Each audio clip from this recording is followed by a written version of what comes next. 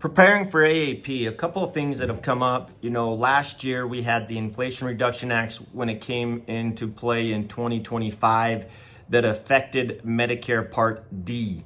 Now, a lot of insurance companies got on board and started sending letters out to their members that their drug plan was no longer credible, which means anybody that was already on Medicare, aging into Medicare, then were required to take Medicare Part A so they could opt into a drug plan. Something that's going to happen in 2026 in the Inflation Reduction Act, it says that plans have to be equal to or greater than Medicare. And this brings up a question. I've taken a lot of calls and a lot of questions about this. So we do know that for Part A, that people need to take that if their drug plan is not credible. That happened in 25. We saw that happen with a lot of federal retirees where their drug plan was integrated in their health benefit, then they got kicked to a standalone prescription drug plan, and their drug plan was no longer integrated in their health benefit. So, and if you think about that a drug plan has to be equal to or greater than Medicare, some things that need to be considered is the deductible for the drug plan. For 2026, it's $615, and the $2,100 max out of pocket, and the insulin has to be a $35 copay. Those three requirements have to be met if somebody's on an employer group plan in order for it to be credible. So that's on the Part A side. So then brings up the question for the health side. In 2026, most group health plans may not be credible. And here is why. Because in that Inflation Reduction Act, it says plans have to be equal to or greater than Medicare. So if you think about that for a minute, that means that they have to meet the Part A deductible.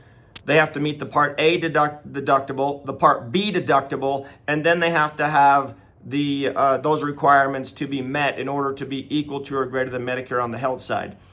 I am 100% when I've asked agents to ask the employer group insurance if their plan is credible, they've come back and said no. So I tell people, don't call the HR department. The HR department may or may not be able to tell them if the plan is credible on the health side. But if they call the insurance company, they can ask those questions. Does it meet the Part A deductible? Does it meet the Part B deductible? To make sure that their health plan is credible so they don't get a penalty down the road. The other thing is Medicare is not mandatory. Medicare is a voluntary program, and they don't have to go on it. But what we need to educate people on are the penalties associated if they do not go on the plan when they're first eligible. Something you're going to see, just like last year, you saw a special enrollment period for Medicare. It went from September to October, October to November, November, December, December for January, so that people could opt into Medicare with these changes.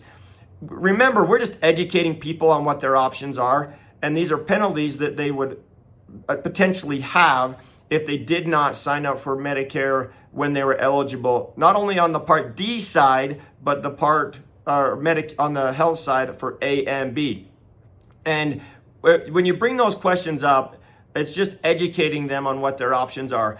And I'm seeing that we're educating more and more insurance companies on the requirement because on the health side for 2026.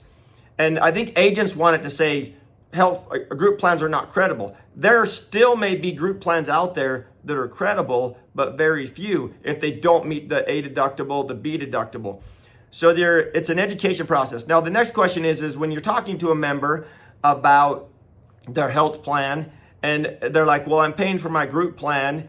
Keep in mind, they can go on Medicare and still be able to work. Then the next question is okay, well, I got to cover my spouse. So questions that you're asking people when you're visiting with them is what do they pay for their health insurance at work? Does it meet the requirements to get rid of the D penalty? Does it meet the requirements for the A and B penalty, right, on the health side?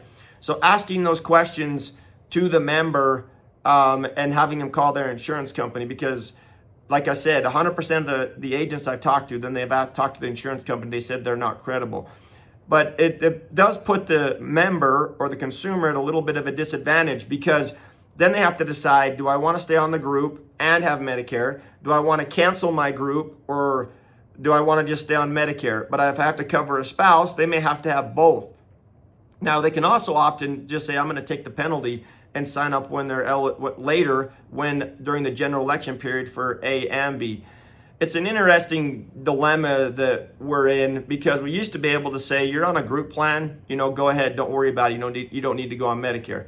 Now we need to ask a few additional questions, dig a little deeper, so that we don't put the members at a disadvantage on penalties that they may have down the road. We have such a tremendous opportunity to educate people on those penalties. And again, in the Inflation Reduction Act, it says that Part D has to be equal to or greater than Medicare. On the health side, has to be equal to or greater than Medicare, which means on the D side, I'm just repeating this, that it has to have the $615 deductible on D, has to have a $2,100 max out of pocket, a $35 copay on insulin. If it meets those requirements, then their drug plan that's integrated with their health benefit could be credible. On the B side, or the health side, it has to meet the Part A deductible, the Part B deductible, and then their plan may be credible. So a lot of your self-funded groups, HSAs, things like that, they may not be credible. And it's worth having that conversation. Now, it's the insurance carrier's responsibility to notify the member. I have seen a number of insurance companies notify the member that they say you need to take Part A. And the reason they're telling them you need to take Part A is because then when you have Part A, it doesn't cost them anything, but then they're eligible to sign up for a drug plan. But if a drug plan costs an average of $60, $80 a month, why not go on Part B and then get a zero premium Medicare Advantage plan? That's an option, right? And the drug plan's embedded in that. So we have our work cut out for us in a good way. We need to educate the insurance companies. We need to educate the member. We just don't want to put the consumer in a bad position, not being told that there are these penalties. And it's interesting when you ask those questions, they're like, well, did you get a letter from your insurance company? They're like, no. But you know what? The reality of it is they probably didn't read it or realized even what it meant. So take the time to ask some additional questions, help your members avoid those penalties, and have a deeper conversation with them. And also educate the large group employers, because it's going to be a thing where I'm always of the opinion, if they're eligible for Medicare, to go on it. It's going to cause you a lot less headache down the road, and instead of avoiding it. And a lot of people are like, well, they want to save the money for Part B, whatever that cost may be to them. And I just say, go on Medicare, save yourself the headache and the hassle. You don't want those lifetime penalties, and then trying to get signed up later could be a nightmare. Feel free to share this video, share it with the folks that on the Inflation Reduction Act, and make sure that we don't put people in harm's way with those penalties.